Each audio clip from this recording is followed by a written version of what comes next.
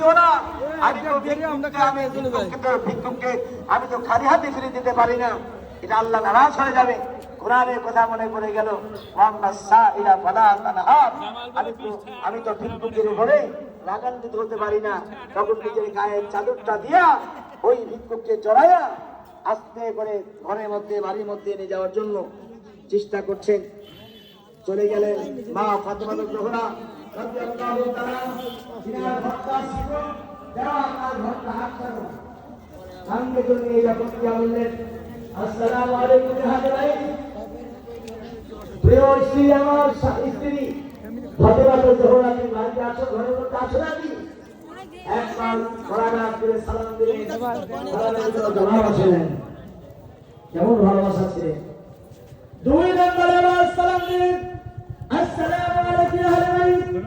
ফাতেমা জোহরা, তুমি কি বাড়ির মধ্যে আছো নাকি ঘরের মধ্যে আছো? দুই নম্বরে সালামের জবাব দেন নাই। তিন নম্বর আবার সালাম যখন দিলেন, তখন মনে হচ্ছে ঘরের মধ্যে কে যেন আসে, নড়াচড়ার শব্দ পাওয়া যায়।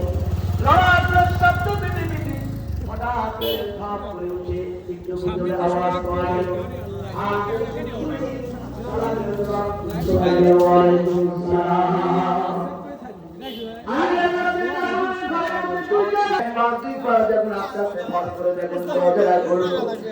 সঙ্গে সঙ্গে পালন হয়ে মা ফাতেমা জোহরা ওই মাটির উপরে পড়ে গেছে।